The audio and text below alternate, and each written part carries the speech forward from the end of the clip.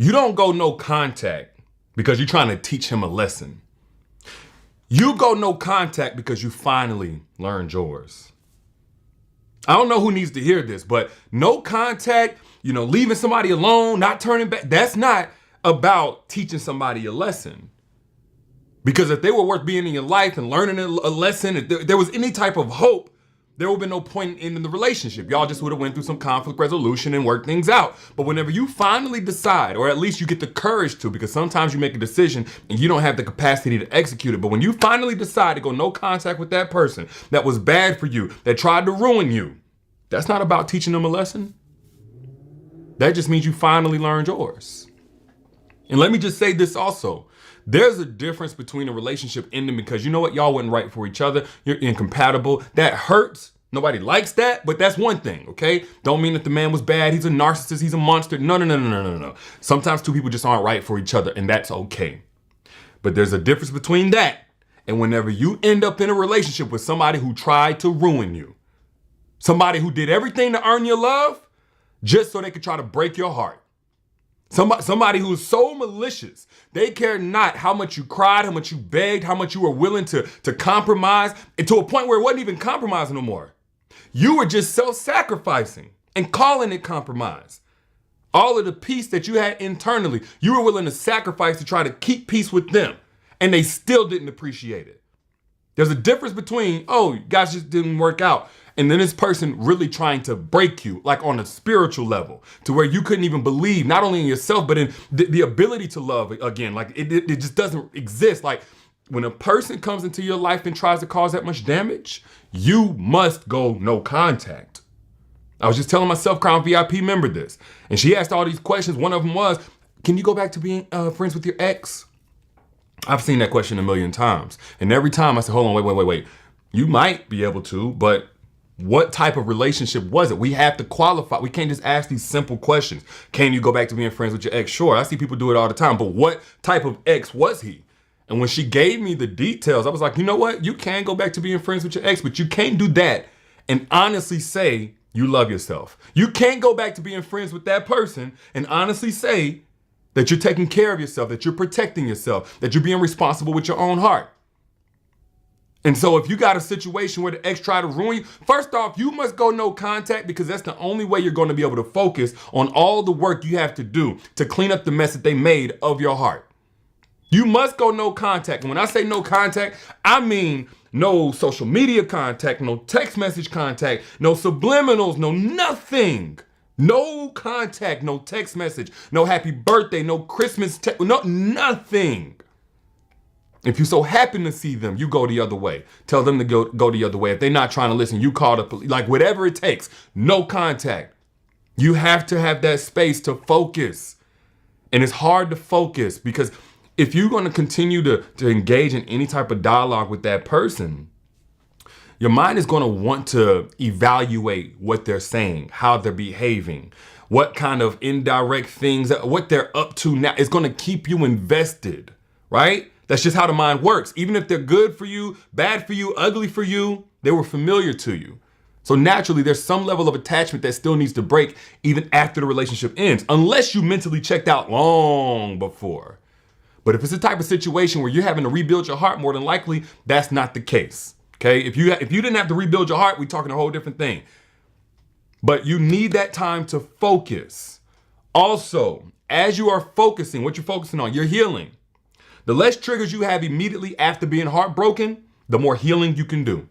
And let me be very realistic with you guys. There's only so much healing you're going to do while you're single. A lot of people think they do their complete healing because the dust settles. They're no longer, they're good. No, there are some things that are going to be dormant until another person tries to love you. But if you don't handle that space immediately after the heartbreak correctly, if you don't do it responsibly, if you don't go no contact with the same person that tried to break you so you can do it responsibly, by the next time that your blessing actually comes, you won't be ready to finish that process. You won't be ready to encounter those things, to have those things awaken in you that can only be awakened by somebody you care about, that you're trying to get vulnerable to. You won't be ready to encounter them the right way so that you can just push on forward, keep it on moving, and progress on through the end of the healing stage and live happily ever after. You won't be able to do it. You have to go no contact to allow those triggers to subside. Otherwise, you're going to continue to go backwards when triggers and rumination and probably even worsen the damage. Another reason why you must go no contact is because it reduces the chances of you following your heart. And I know that's counterintuitive to a lot of people's advice. Follow your heart. Do not follow your heart, especially if your heart is broken.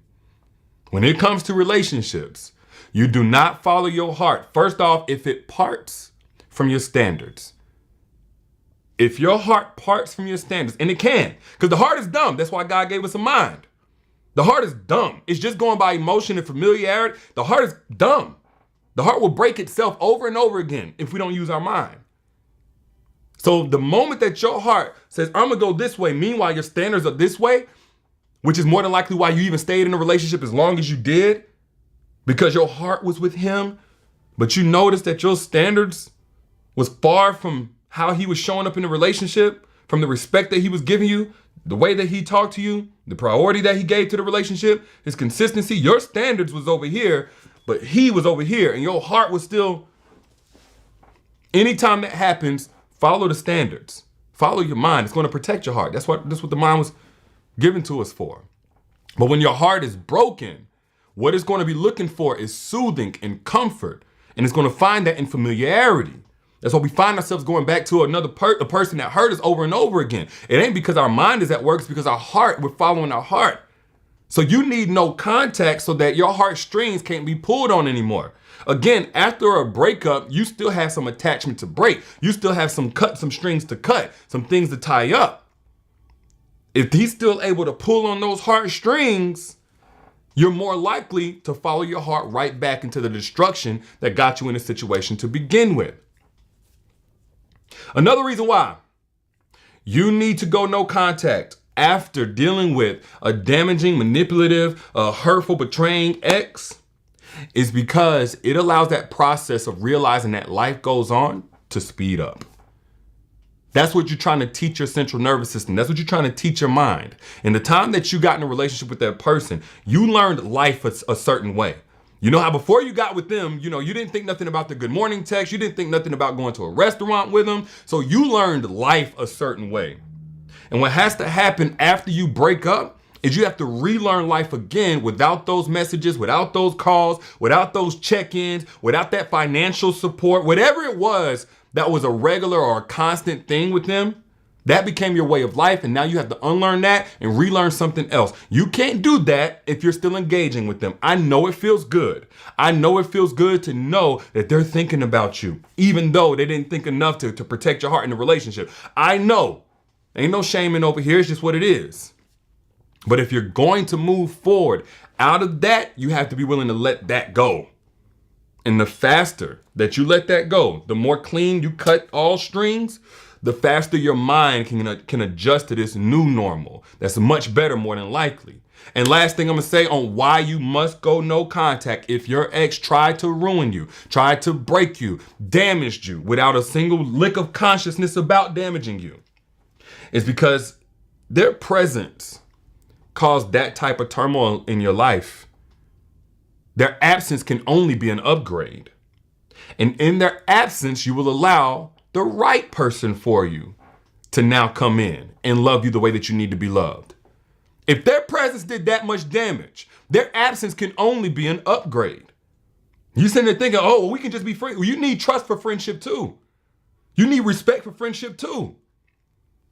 So create 100% absence so you can create space for a man that actually deserves you. A king can't bring nothing to the table if your plate is full with BS. Anybody hearing me? I'm yelling because I'm passionate. I'm passionate. And just like the young lady who even inspired this message, I see so many brothers who got it together. Y'all may see my story right now. Y'all think I'm just talking? Look at my stories whenever you get a chance. This woman is bragging on her man, taking care of her mental health, always being there for her. She has panic attacks. He holds her. This, that, and that. He couldn't do none of that if she was wrapped up with such and such from the past who tried to break her because it felt better than being alone. No, you got to endure that loneliness if you're going to get to what you deserve. It is what it is. That's part of the price that you pay, is some season of loneliness. Now, just because you're alone don't mean you're lonely, by the way. But you may have to pass through that loneliness temporarily in order to make room for that man that deserves you. An evolved man who has done the work on himself. And what I found is that a lot of evolved men can't find the women who are equally yoked with them. And then I look in the comments, like right now, I see in the comments, so many of y'all are like, wait, where are these evolved men? Where are these men that get it? Where are these good men at? They're waiting for you to use the strategies to attract them into your life. Women have always held the power, by the way. Oh, men are supposed to be the initiator. Men are supposed to be the pursuers. They can't pursue what they don't see.